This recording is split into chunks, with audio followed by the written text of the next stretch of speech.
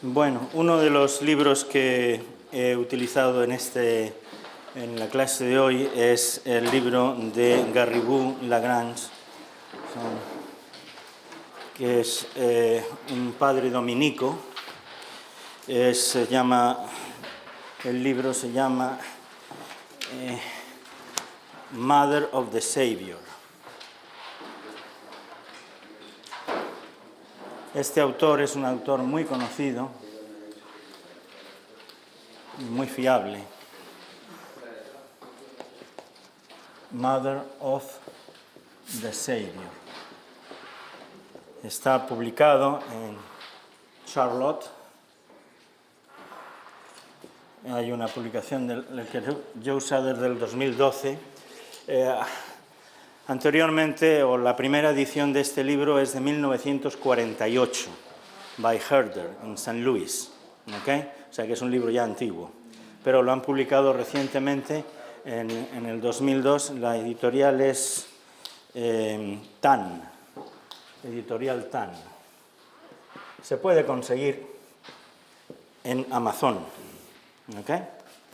Aquellos que estén interesados, después de la presentación de hoy, pues quieren profundizar más en la Mariología, pues ahí está este libro. Efectivamente, con el nacimiento de Cristo Jesús, la época de las largas preparaciones para la venida del Salvador ya ha terminado. Es lo que nosotros, la presentación anterior, estuvimos viendo cómo en el Antiguo Testamento aparece en muchas ocasiones la figura del Salvador, la expectación que el pueblo de Israel tenía por el Salvador, por Jesús. Para unos era un Mesías, el rey, o un Mesías político, pero también existían otras partes, otros integrantes del pueblo de Israel que veían la idea del Mesías sacerdote y del Mesías profeta. Y fundamentalmente en Qumran, los esenios, encontramos más esa idea del sacerdote profeta, sacerdote espiritual, sacerdote que viene a salvar a las almas. Aparte de eso estaba también el concepto del siervo de Yahvé. El siervo de Yahvé de Isaías, que es el Mesías profeta, es aquel que va a sufrir por los pecados del pueblo. En muchas ocasiones se consideraban como tres personajes distintos. Uno el sacerdote, otro el sacerdote según el orden de Melquisedec, en el Salmo 111, ahí se nos habla de ese sacerdocio, y que luego después San Pablo lo recogerá en la carta a los Hebreos, y también nos hablará del sacerdote eterno. Y en la liturgia de la Iglesia se habla, tú eres sacerdote eterno según el rito de Melquisedec. Este Melquisedec, como ya hablamos la última vez, es un rey que aparece en el libro del Génesis y que ofrece un sacrificio de comunión, de pan y de vino, ante Abraham. Bien, la venida, pues, o el nacimiento del Hijo de Dios cumple todas esas promesas. Y para eso, pues, tenemos tres textos que hemos señalado para ver cómo efectivamente se va a cumplir esa preparación, va a darse por terminada. El pasaje de San Lucas 2, pueden irlo buscando si quieren y lo leemos. Es muy importante, a mí me gusta mucho a los estudiantes, a los alumnos, enseñarles a manejar la Biblia, enseñarles sobre todo a manejar el Nuevo Testamento y hacerles buscar en el Nuevo Testamento todas estas cosas que se van diciendo sobre la Sagrada Escritura, la tradición y la teología. Pues ahí tenemos que buscar una base, una fuente. San Lucas 2, 10, 11 nos dice: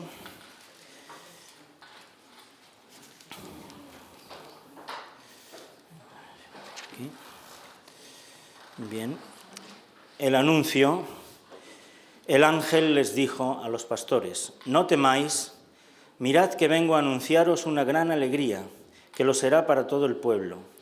Hoy os ha nacido en la ciudad de David el Salvador, que es el Cristo, el Señor. Ese Salvador esperado os ha nacido hoy. Ahí tenemos el cumplimiento de la promesa anunciado por los ángeles a los pastores. En la carta a los Gálatas, capítulo 4, verso 4, ahí tenemos otra expresión de San Pablo que se utiliza mucho en la Mariología. Gálatas 4:4. Dice: al llegar la plenitud de los tiempos, envió Dios a su Hijo, nacido de mujer, nacido bajo la ley, para redimir a los que estaban bajo la ley, a fin de que recibiésemos la adopción de hijos. Y puesto que sois hijos, Dios envió a nuestros corazones el espíritu de su Hijo, que clama: Abba, Padre. Bien, pues efectivamente, en la plenitud de los tiempos, envió Dios a su Hijo, nacido de mujer, nacido bajo la ley, para redimir a los que estaban bajo la ley, a los que estaban bajo el pecado. Este es un pasaje de San Pablo que nos habla de que efectivamente el tiempo de espera ha terminado. Ya ha llegado el Mesías. En la plenitud de los tiempos ha llegado el Hijo de Dios, nacido de mujer. Ahí hace una referencia a la Virgen María. Y finalmente, en la carta a los Hebreos tenemos algo muy similar. También es muy, muy importante este pasaje. Es el comienzo de la carta a los Hebreos, claro está. Como saben, la carta a los Hebreos durante mucho tiempo se le atribuyó a San Pablo. Sin embargo, ahora modernamente se piensa que no fue San Pablo el que la escribió, pero sí ciertamente uno que estaba muy cerca de San Pablo. Es posible que fuera Apolo quien la escribiera, pero la doctrina es completamente paulina. Está bien claro que se trata de doctrina de San Pablo, muy directa. En diversos momentos y de muchos modos habló Dios en el pasado a nuestros padres por medio de los profetas. En estos últimos días nos ha hablado por medio de su Hijo, a quien instituyó heredero de todas las cosas y por quien hizo también el universo. En los últimos tiempos llega el Hijo de Dios. Hasta ese momento Dios había hablado por los profetas y ahora nos ha hablado por su Hijo Jesucristo. Ya digamos que el tiempo de espera ha terminado. Ya ha llegado el Hijo de Dios, ya ha llegado el Mesías, el Cristo. Bien, pero claro, para eso pues Dios va a elegir a la Virgen María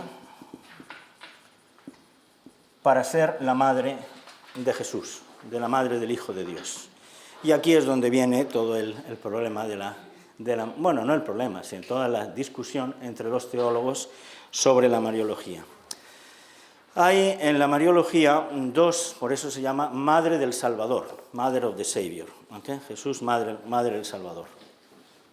Dos verdades de fe que aparecen como dos grandes picos dentro de toda la montaña de verdades de fe relacionadas con la Virgen María, es decir, los distintos privilegios que Dios le concede a la Virgen María, puesto que es la que ha elegido Dios como Madre de Dios, como Madre de su Hijo Jesucristo.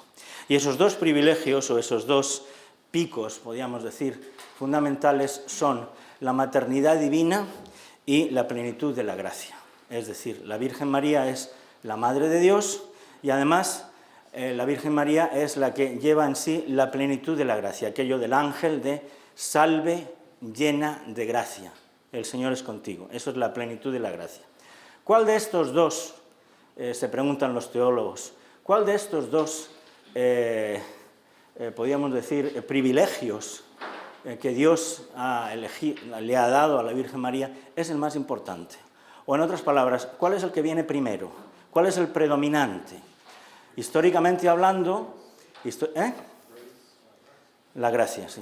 Históricamente hablando, podríamos pensar que es la plenitud de la gracia. Podríamos pensar, puesto que la Virgen María pues, fue concebida sin pecado y sin gracia, y por lo tanto pues, la gracia parece que va primero.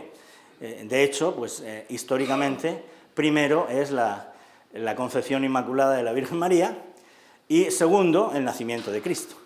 O sea, en otras palabras, primero, según nuestra manera de pensar, la Virgen María primero es la llena de gracia, y por ser la llena de gracia, entonces es la Madre de Dios. Es lo que podíamos pensar. Sin embargo, no está la cosa tan clara. ¿Por qué? Bueno, pues,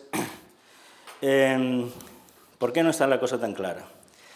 Pues, la mayoría de los teólogos se inclinan por el otro lado.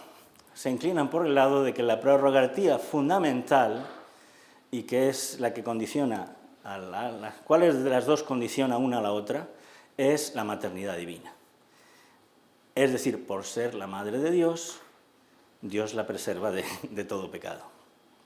No que por el hecho de que esté preservada de todo pecado, sea elegida como Madre de Dios. ¿Ok? Desde toda la eternidad, Dios la elige como Madre. Entonces, como la elige como Madre, entonces ahí mismo decide que esté sin pecado. Pero es una consecuencia, la Inmaculada Concepción es una consecuencia de la maternidad. La mayoría de los teólogos así lo aceptan. Algunos argumentan con un pasaje que ustedes me van a decir, pues tiene razón. Vamos a ver, Lucas 11, 27, 28. Es muy conocido este pasaje también. Vamos a San Lucas 11, 27, 28. Claro, esto quizás ya no es, esta discusión no es algo que ustedes deben de plantearla con los niños, pero sí es bueno tenerla, porque aquí lo que hacemos, la idea de estas clases es, estudiamos por aquí para que luego podamos bajar abajo, no sea más fácil. Estudiamos lo difícil para luego después lo fácil nos resulte más fácil y podamos explicarlo con un bagaje, y además porque muchas veces los muchachos, los estudiantes, pues hacen preguntas que realmente son de nivel de arriba, entonces no es simplemente lo que está en el libro, y entonces ahí conviene tener un cierto bagaje de preparación. Entonces, en Lucas 11, 27, 28, ahí encontramos una cosa muy curiosa. Mientras él estaba diciendo todo esto, una mujer, alzando la voz, le dijo a Jesús: «Bienaventurado el vientre que te llevó y los pechos que te criaron». Pero él replicó: «Bienaventurados más bien los que escuchan la palabra de Dios y la guardan». Algunos teólogos dicen, bueno, pues aquí está Jesucristo claramente estableciendo que es más importante la gracia y la caridad. Bienaventurados los que escuchan la palabra de Dios y la guardan. Esos son los verdaderamente bienaventurados. Y parece como si estuviera pusiendo en segundo plano la maternidad. O sea, esta mujer dice, exalta la maternidad de la Virgen María. Y parece que Jesucristo dice, no, más importante es lo otro, es decir, es cumplir la palabra de Dios y vivir en gracia y obrar según esa palabra de Dios. ¿Qué tenemos que decir a esta objeción? Pues a esta objeción tendremos que decir que, en primer lugar, esta mujer se está refiriendo no a la maternidad divina, sino a la maternidad natural, sino lo que se entiende como mujer. Esta mujer no sabía que Jesucristo es el Hijo de Dios. No sabía que la Virgen María era madre de Dios, solamente era que es madre según la carne.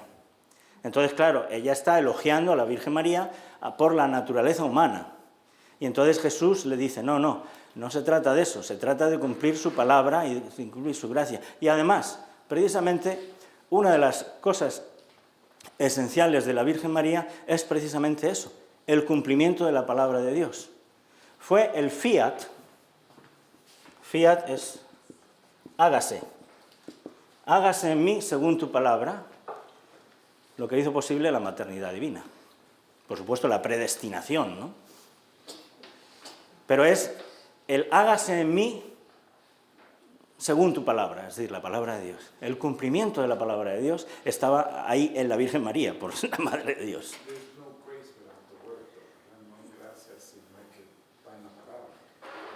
La gracia va primero. Pero esa gracia, ahora veremos cómo esa gracia que se le da a la Virgen María está condicionada o está de alguna manera movida por la maternidad. por el hecho de la maternidad divina. Es una cuestión muy interesante y por eso la he querido traer a colación. ¿Qué es más importante? ¿El ser la madre de Dios o el ser la llena de gracia?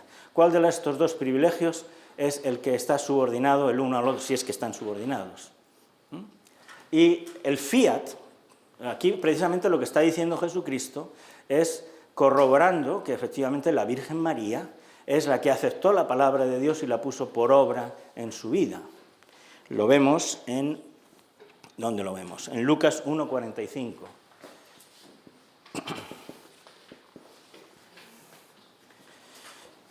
En el capítulo 1 de San Lucas dice: bienaventurada tú que has creído, porque se cumplirán las cosas que se te han dicho de parte del Señor. Ha creído la palabra de Dios, la Virgen María. El fiat, cuando hagas en mí según tu palabra, son palabras de Isabel. Palabras de Isabel que se refiere en la visitación, que se refiere a la Virgen María. Bienaventurada tú que has creído, porque se cumplirá esta palabra que se te ha dado. Claro, aquí Isabel, y todos nosotros también, está pensando en el contraste con Zacarías. ¿Qué le pasó a Zacarías? Zacarías no creyó la palabra de Dios. Lo tenemos en Lucas 1,20.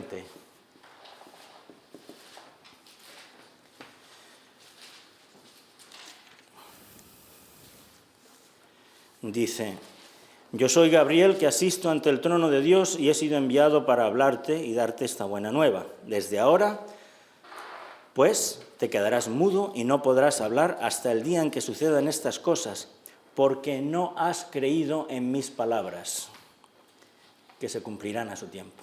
La Virgen María sí creyó en las palabras del ángel, el fiat, ¿ok? Es decir, esto que dice, bienaventurados los que cumplen la palabra de Dios y la ponen por obra, la primera que lo ha hecho ha sido la Virgen María. Está bien claro. Bueno, pero claro, todos estos argumentos así no quedan del todo, no son contundentes. Es decir, como digo, la gran mayoría de los teólogos consideran como predominante la maternidad divina. La maternidad divina requiere la plenitud de la gracia, porque efectivamente en el concilio de Éfeso, en el año 431, aparece una de las primeras definiciones dogmáticas sobre la Virgen María, que es la de el Theotokos, Madre de Dios. Theotokos significa Madre de Dios. En el concilio de Éfeso, estamos en el siglo V, se reúnen todos los obispos, es una ciudad de Asia Menor, y allí se estaba planteando el problema que había suscitado Teodoro de Mosuepsia, el cual decía que en Jesucristo había dos naturalezas, divina y humana, y casi insistían que había hasta dos personas, una divina y una humana. Y entonces María era solamente madre de la persona humana de Jesucristo, pero no de la divina. Entonces María, él llegaba a afirmar, a decir que María no se podía decir que en propiedad era madre de Dios, sino que era solamente de madre de Jesús hombre, pero no de Dios, porque Dios no puede tener una madre. Eso le repelía y trataba Entonces se reúnen allí en el concilio, vamos a examinar esta doctrina y efectivamente, pues después de varias semanas de estar allí discutiendo y el pueblo de Éfeso alrededor del concilio gritando, como pasan en las manifestaciones: Theotokos, Theotokos. Es curioso, o sea, según la historia, el mismo pueblo fue el que estaba en las puertas del concilio gritando su fe en la maternidad divina. María es la Madre de Dios. Y efectivamente el concilio condenó las doctrinas de Teodoro de Mosuepsia y se aceptó efectivamente el término como María, Madre de Dios. Es por la maternidad divina por lo que llegamos a la plenitud de la gracia. ¿Por qué? Bueno, pues esto lo vemos un poco más profundo en la doctrina de la predestinación.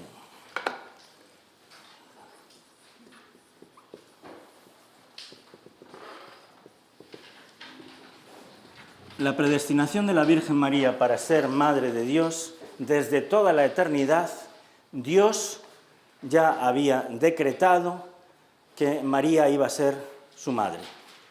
Y si Dios había decretado que iba a ser su madre, la que había de ser la madre del Hijo de Dios, habría de ser también pura y sin pecado ninguno. Por lo tanto, Dios le concedió a la Virgen María la plenitud de la gracia desde el momento de su concepción. En ella no hubo pecado ninguno, ni del pecado original, ni de ningún otro pecado, ni siquiera pecados veniales.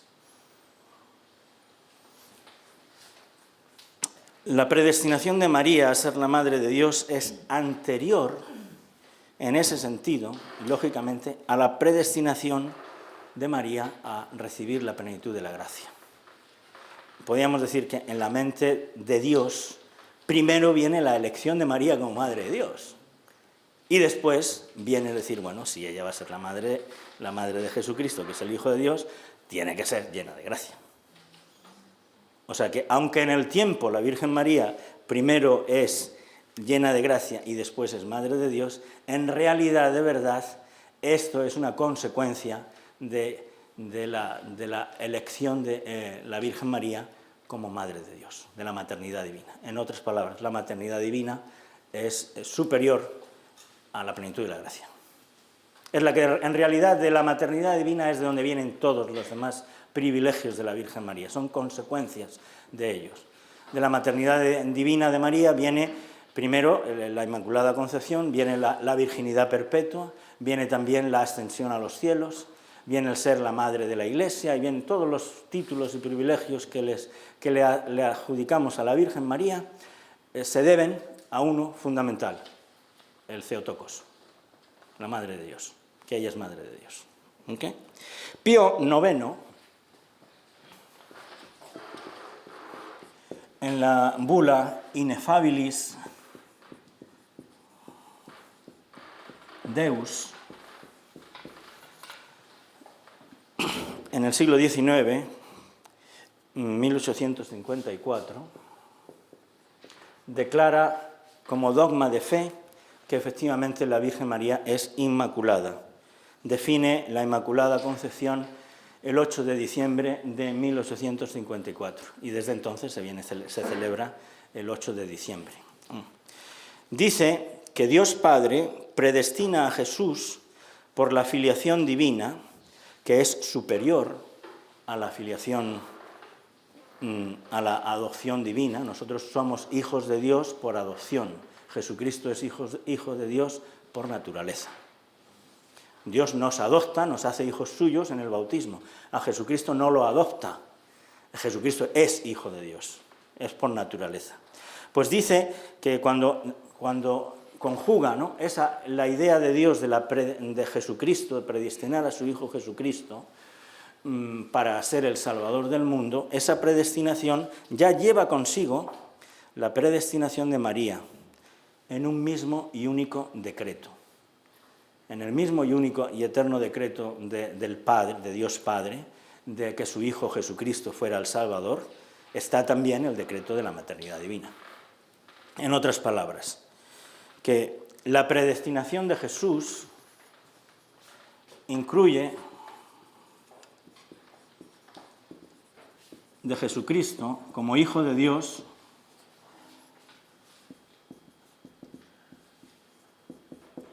lleva consigo dos decretos fundamentales, que es, uno, la encarnación, es decir, que el Hijo de Dios se hace hombre, Padre, Hijo y Espíritu Santo, y el Hijo se hace hombre. ¿Ok? De las tres divinas personas. Lleva consigo la predestinación de Jesús como Hijo de Dios, la encarnación, y además lleva consigo también la maternidad divina de María.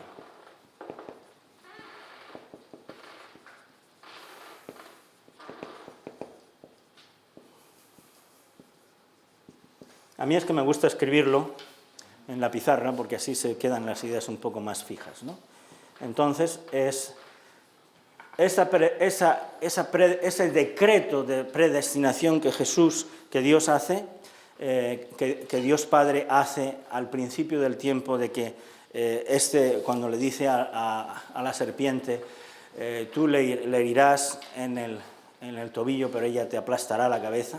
Ahí el decreto, bueno, pues probablemente, como Dios lo sabe todo, porque Dios está en el tiempo, incluso antes de que pecara el original, antes de que eso sucediera, ya lo sabía, ya Dios lo tenía ya predestinado, el nacimiento de Jesucristo.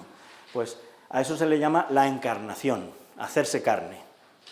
La encarnación del Hijo de Dios y la maternidad divina van juntos, en una misma idea.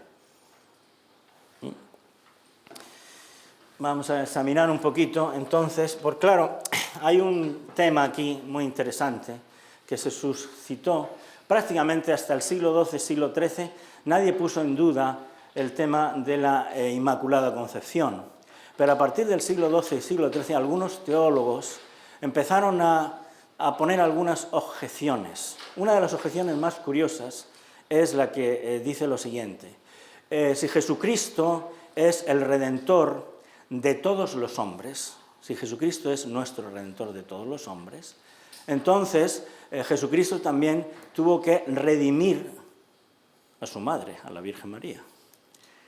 Y si Jesucristo tuvo que redimir a su madre, la Virgen María, significa que de alguna manera, en alguna forma, tuvo que, claro, para redimirla tuvo que quitarle algo que tenía, el pecado. Y esa es la objeción que se pone. Si resulta que la Virgen María no ha tenido pecado, entonces no ha sido redimida por Jesucristo. Pero Jesucristo es el Redentor de todos los hombres. ¿Ven la objeción? O sea, esto empezó a darle vueltas a muchos teólogos a la cabeza, a decir, bueno, ¿cómo resolvemos esto?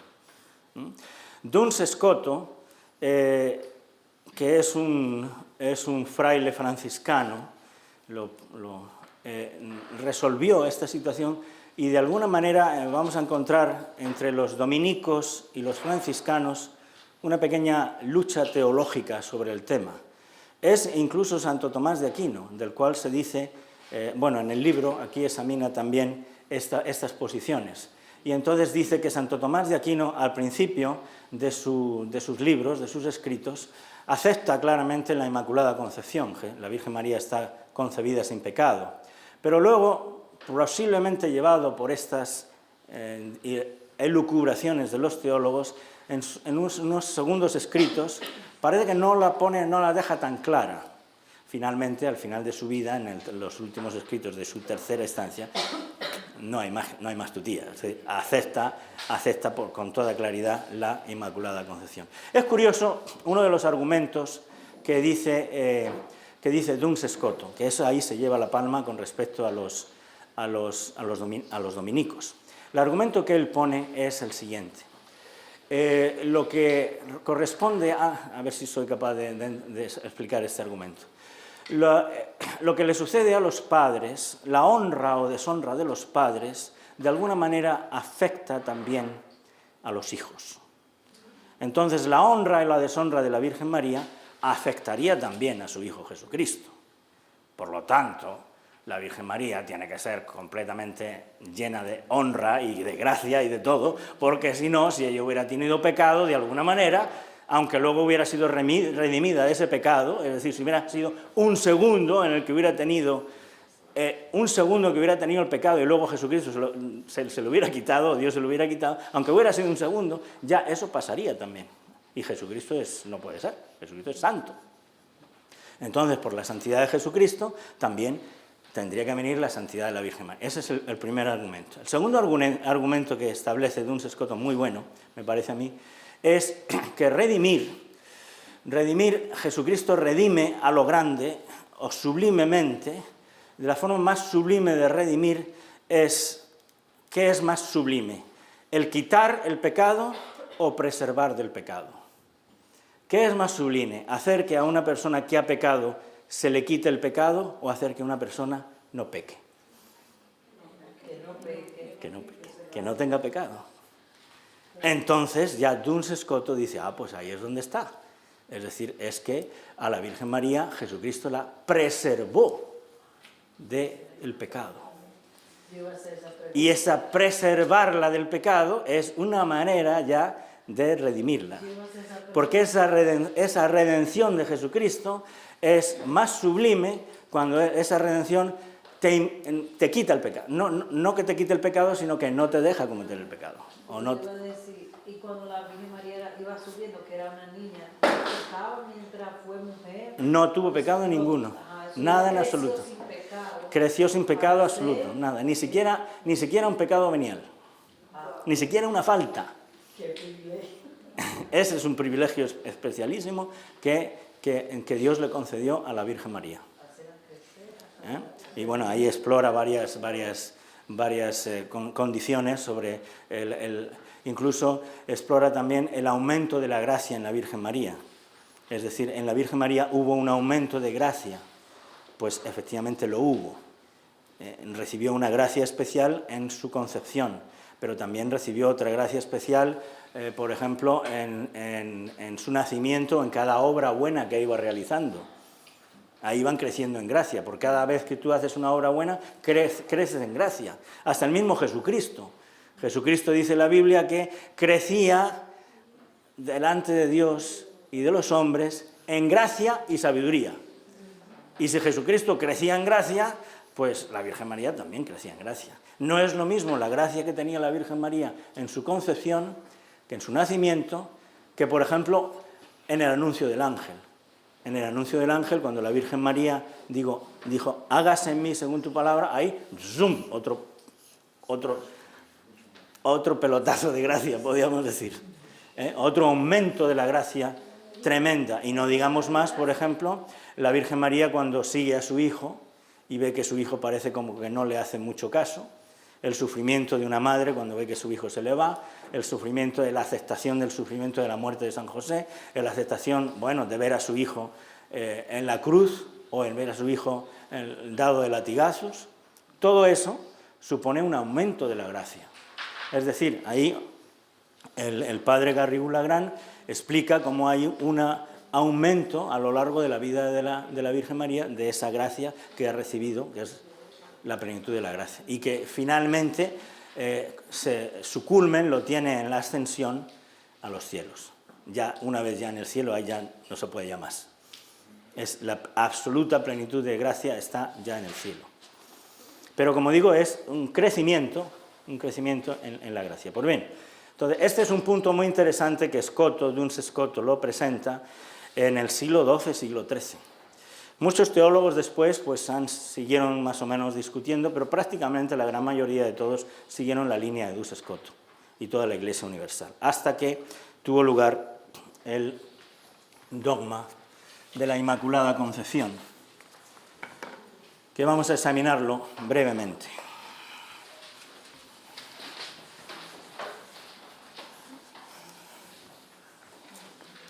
Okay.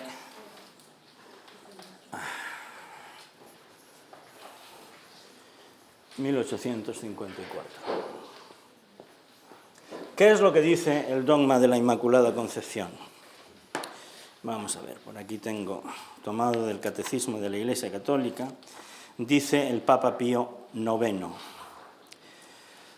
La bienaventurada Virgen María fue preservada inmune de toda mancha de pecado original en el primer instante de su concepción por singular gracia y privilegio de Dios omnipotente, en atención a los méritos de Jesucristo Salvador del género humano. O sea, aquí vamos a encontrar tres cosas, ¿ok? Primero,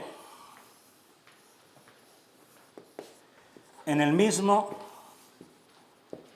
instante de su concepción y por privilegio singular, que se le concede a la Virgen María. O sea, esa es la primera parte de la anunciación del dogma. Es un especial privilegio. Eso significa que la Virgen María, en el primer instante de su concepción, ya está sin pecado. Y no solamente eso, sino que no está sujeta al pecado en ningún momento, lo que hemos hablado antes, a lo largo de su crecimiento. Tampoco está sujeta, ¿por qué no está sujeta al pecado? Pues porque tampoco está sujeta a la concupiscencia. Como saben que uno de los efectos del pecado original fue la concupiscencia, es decir, la inclinación a la carne, la inclinación al pecado. La Virgen María no tenía concupiscencia, no tenía la inclinación al pecado, porque en ella no hubo pecado original. En ella no existía esa inclinación al pecado que existe en nosotros. ¿Ah? De sus padres no hay definición ninguna sobre eso. Lo único que la Iglesia dice es que son santos. Santa Isabel y Ana. San Joaquín y Santa Ana. San Joaquín y Santa Ana pues están considerados como santos, pero no sabemos absolutamente nada de ellos, solamente sabemos que son los padres de la Virgen María. Y de nuevo la Iglesia piensa un poco con ese mismo argumento. La honra de los padres o la deshonra de los padres afecta a los hijos. Luego, si la Virgen María fue santa, sus padres habrían de ser santos también. Period. No hay más argumento. Y entonces la Iglesia, aunque no sabemos nada de ellos, nada más lo que se sabe de ellos es a través de la tradición de la Iglesia, de los escritos muchas veces apócrifos, es decir, no inspirados, y pues los detalles que hay que no son revelados.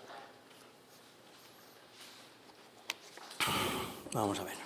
Entonces,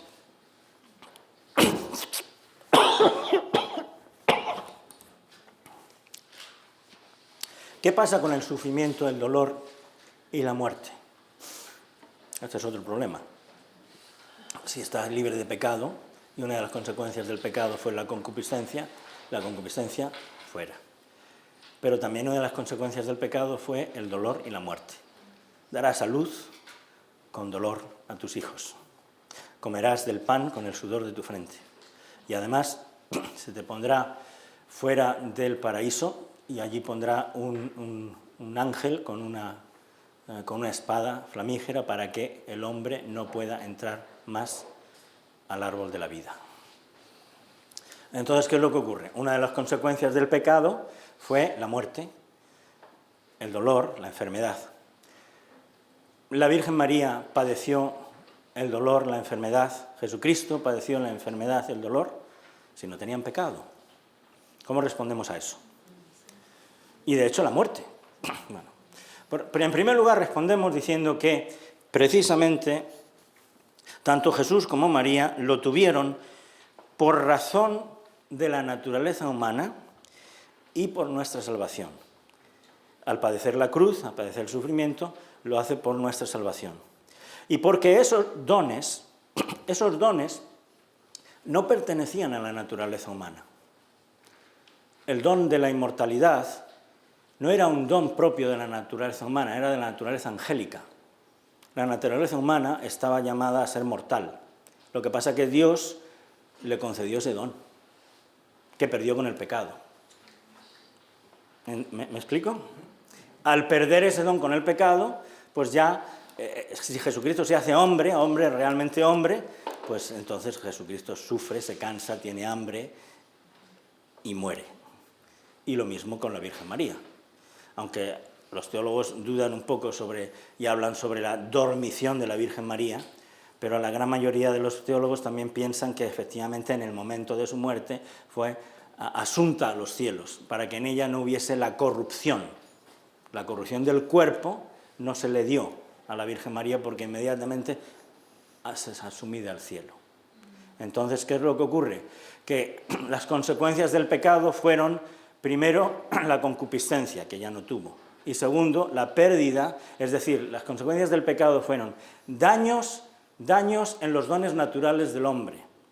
Esos daños en los dones naturales fue la concupiscencia, es decir, que el hombre en su voluntad y en su inteligencia, que son los dos dones naturales del ser humano, quedaron dañados. Es decir, en su inteligencia resultó que ya no todos los hombres eran capaces de conocer a Dios. Y en su voluntad, que estaban sometidos a la concupiscencia.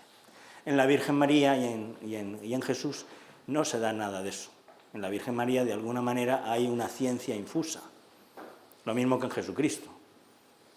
Jesucristo sabía perfectamente quién era, sabía que era Dios. ¿Es que no sabíais que tenía que ocuparme de las cosas de mi Padre a los 12 años de edad? Es decir, Jesucristo sabía, tenía ciencia infusa, es el conocimiento de Dios que Adán y Eva perdieron, fue un daño a los dones naturales, que eso no lo tuvieron ni la Virgen María ni Jesús, el daño a los dones, es decir, a la inteligencia y a la voluntad. Sin embargo, la pérdida de los dones preternaturales, eso sí, porque esos no son propios de la naturaleza humana. La inmortalidad y la impasibilidad y el dominio, que son varios de los dones de los preternaturales, el dominio sobre los animales, sobre eso, todo eso, no son propios de la naturaleza humana. Son un añadido, un regalo de Dios, que el hombre lo perdió. Entonces, cuando Jesucristo asume la naturaleza humana, la asume como es la naturaleza humana, es decir, mortal. Es que si no, no tendría sentido, no habría tenido la redención. Bien. Esto es un punto muy importante, pues. Es decir, que tanto Jesús como María lo tuvieron desde el primer instante, un especial privilegio y gracia singular, y que se recibe en el mismo instante. Y esto es privilegio singular, es decir, concedido especialmente a la Virgen María, por ser la Madre de Dios. Segundo punto. Por los méritos de Jesucristo.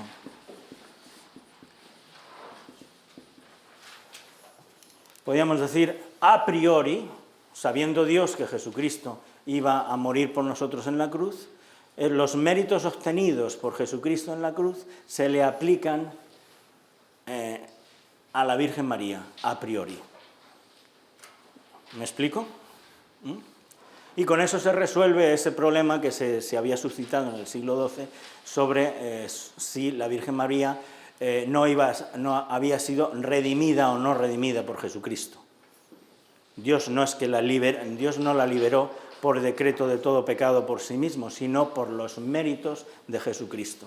Y eso es lo que el Papa establece en esta definición dogmática, ¿okay? Que es verdad de fe. Y en tercer lugar,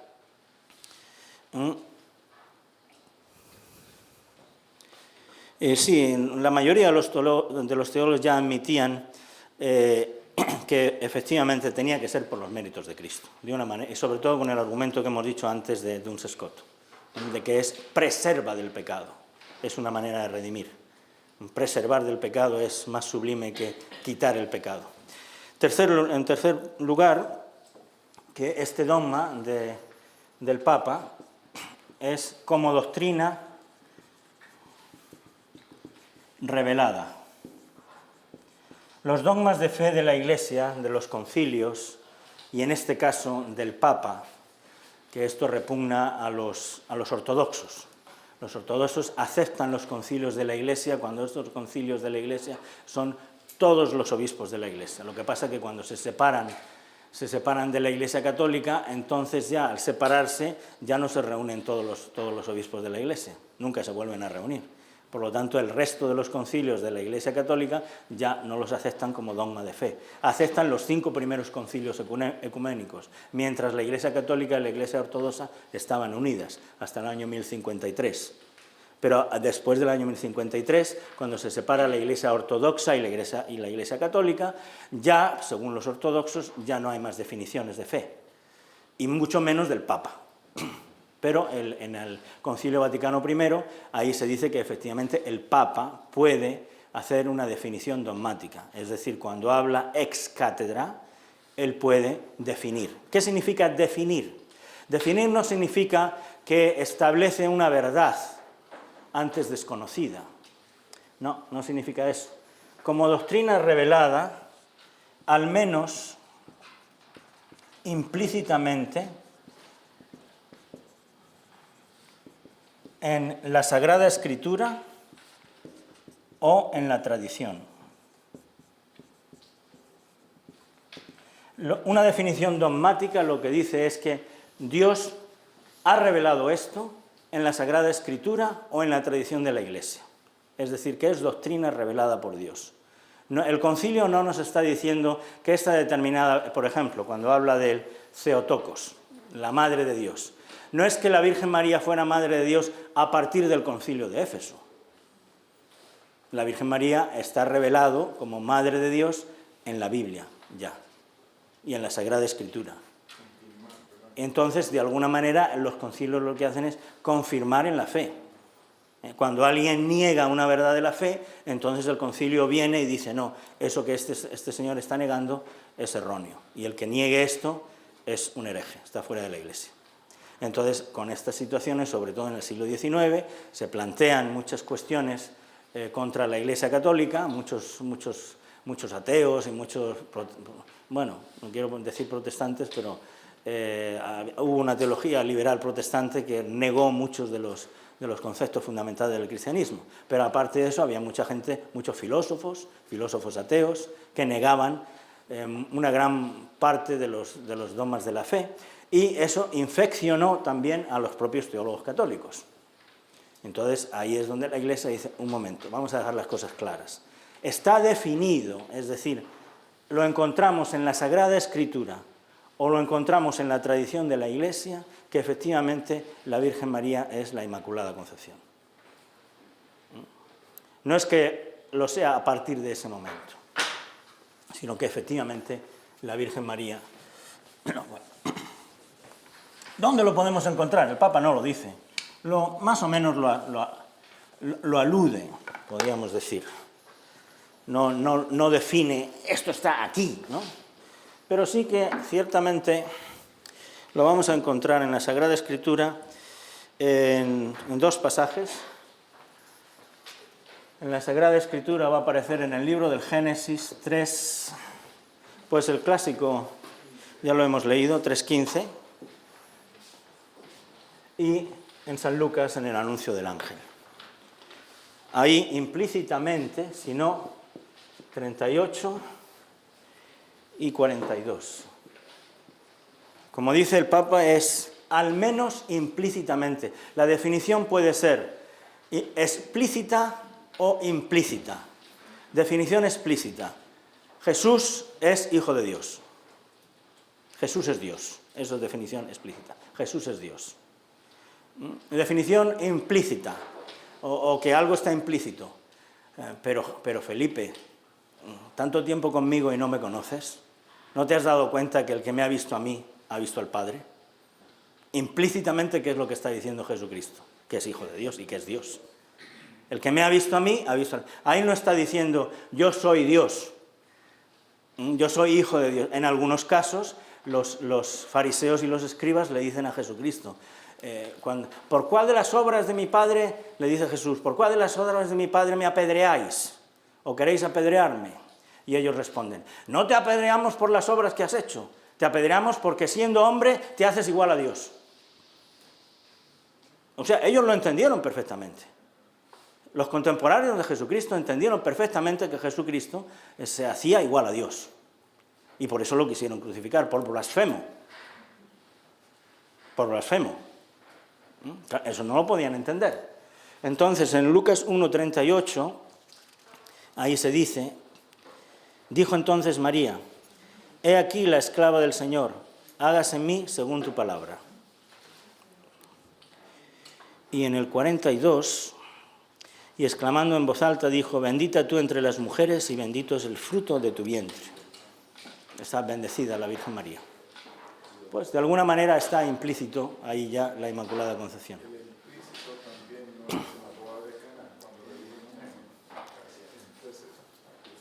¿Mujer? Cuando le dijo... Bueno, es que en los judíos tenían... yo estuve mirando eso y efectivamente era una señal de respeto en público. El judío en público, cuando se dirigía a su madre, no le decía mamá, en público siempre decía mujer. Era una señal de respeto. Es como en algunos pueblos de España, yo lo he visto eso también, muchos hijos que a sus padres les dicen señor. Sí, señor. Y ya está. Yo me acuerdo una vez, un compañero mío estaba hablando por teléfono, sí, señor, sí, señor. Yo, ¿con quién hablas? Con mi padre.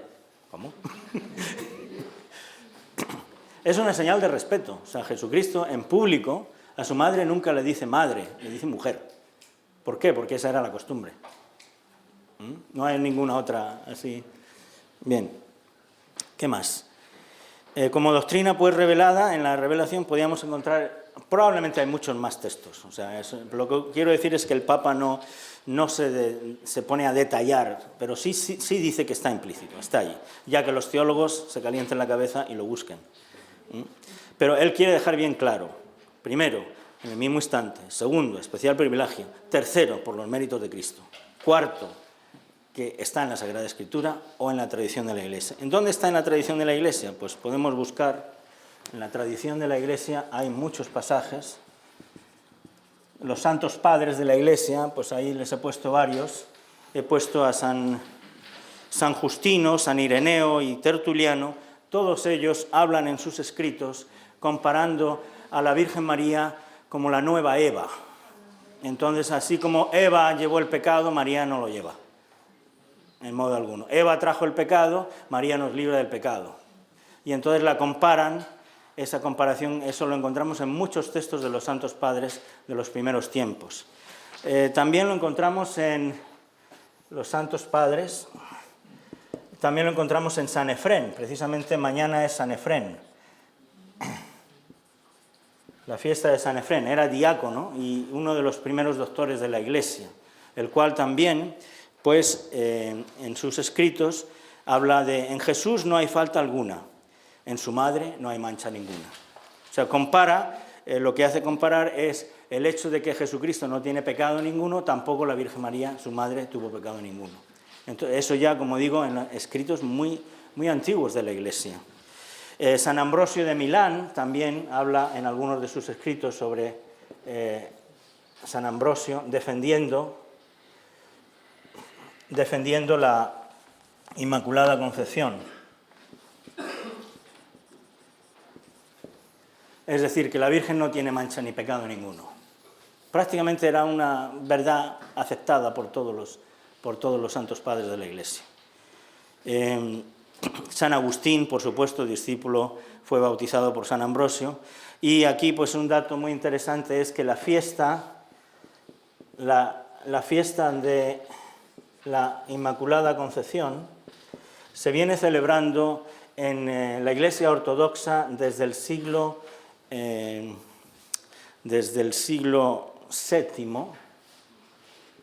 Siglos VIII. Una de las cuestiones que siempre la Iglesia ha entendido es que cuando Dios permite que la Iglesia celebre la liturgia es porque aquello que la Iglesia celebra es verdad. Porque Dios no puede engañarse ni engañarnos, ni engañar a su pueblo. Y si la Iglesia está celebrando una fiesta por una cosa en concreto durante muchos años, pues hombre, Dios no deja a su Iglesia que esté celebrando algo erróneamente. Entonces, de hecho, en la Iglesia ortodoxa, a partir del siglo VII, siglo VIII, ya se celebra la fiesta de la Inmaculada Concepción. No el 8 de diciembre, por supuesto, pero un día en concreto en el cual se consideraba el hecho de la concepción de la Virgen. También en Sicilia, creo que eso lo tengo puesto ahí en el papel, en Sicilia se celebra a partir del siglo IX. En Irlanda ya encontramos textos que está a partir del siglo X. Se viene celebrando la fiesta de la Inmaculada Concepción. Y luego ya en toda Europa a partir del siglo XII. Y luego hay otros documentos, por ejemplo, el Concilio Lateranense del 649, el Concilio de Letrán, llama a la Virgen María Inmaculada. En uno de los textos del concilio, cuando habla de la Virgen María, habla de la Inmaculada Virgen María. El Papa Alejandro VII afirma que es un privilegio que está aceptado por prácticamente todos los católicos.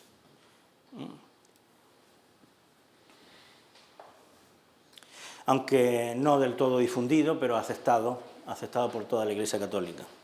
Y finalmente Pío IX, en la solemne definición dogmática, ahí deja ya las cosas sin más posibilidad de discusión. Es decir, la Virgen María fue preservada. Todo esto con motivo de ese pasaje que dice que Dios le preservó a la Virgen María, y a ese se le llama la Inmaculada Concepción. ¿Okay? Como he dicho antes, la razón teológica es una razón de exconveniencia. Convenía que la Virgen María estuviera libre de todo pecado. Eso ya lo dijo Santo Tomás de Aquino en uno de sus primeros escritos. Por razón de conveniencia, pues que iba a ser la Madre de Dios, pues Dios la preservó de todo pecado y toda falta. Y que lo que he dicho antes del honor o deshonor de los padres que afecta a los hijos, etc. Bien, luego ya iríamos al libro, y ahí en el libro vamos a encontrar pues algunos puntos que son importantes que tengamos: la anunciación del ángel a la Virgen María, el pasaje de Lucas 1, 28, 30, 33, ella es la llena de gracia, ahí está también, se puede hablar de la virginidad de María, virginidad perpetua, es antes, en y después del parto, eso es un dogma de fe también, es uno de los privilegios. La concepción por obra del Espíritu Santo es otra de las cosas que aparece allí en el relato. Sobre San José, que es el esposo de la Virgen María y que es el padre adoptivo de Jesucristo, eso también es importante que se quede de manifiesto, que la Virgen María es la esclava del Señor. Y luego, finalmente, pues tener en cuenta algunos de los pasos fundamentales del nacimiento de Jesucristo. El nacimiento en Belén, por ejemplo, en Belén de Judá, la natividad anunciada por la estrella, que aparece también en el Evangelio de San Mateo. San Lucas y San Mateo nos hablan de todos estos términos del nacimiento de Jesucristo, que es bueno pues mirarlos. La adoración de los pastores, en el capítulo 2 de San Lucas, la adoración de los magos, de los reyes magos. No solamente le consideran los humildes, sino también los grandes y los sabios de este mundo vienen de todas partes, de los confines de la tierra, vienen a adorar porque han visto una estrella. Todo eso es naturalmente lo que celebramos en la Navidad y que conviene pues la adoración la muerte de los inocentes, la huida a Egipto, que estuvo ya también de alguna manera profetizada, y de Egipto llamé a mi hijo. Es decir, está tratando ahí el evangelista de hacernos ver que efectivamente Jesucristo es el Mesías anunciado. Y finalmente la vuelta a Nazaret, que en el Evangelio de San Mateo, los dos evangelios se le llaman los evangelios de la infancia. Los primeros capítulos de San Mateo y los primeros capítulos de San Lucas. Entonces todos esos son pues de leer y ver que efectivamente, y que por eso, dice San Mateo, por eso le llamaron el Nazareno, Jesús el Nazareno, aunque el concepto de Nazareno tenía otro sentido. El concepto de Nazareno era un elegido de Dios, como Sansón. Sansón, por ejemplo, era también nazareno. Los nazarenos eran aquellos que habían sido elegidos por Dios de una manera especial desde el seno materno. Pero bueno, Jesucristo es nazareno también, aunque dice San Mateo, por él lo llamaron porque vivía en Nazaret, aunque en realidad nació en Belén de Judá. Bien, y eso es más o menos lo que tenía que decir hoy sobre la Virgen María. En el nombre del Padre, del Hijo y del Espíritu Santo. Dios te salve María, llena eres de gracia, el Señor es contigo. Bendita tú eres entre todas las mujeres y bendito es el fruto de tu vientre Jesús. Santa María, Madre de Dios, ruega por nosotros pecadores, ahora y en la hora de nuestra muerte. En el nombre del Padre, del Hijo y del Espíritu Santo.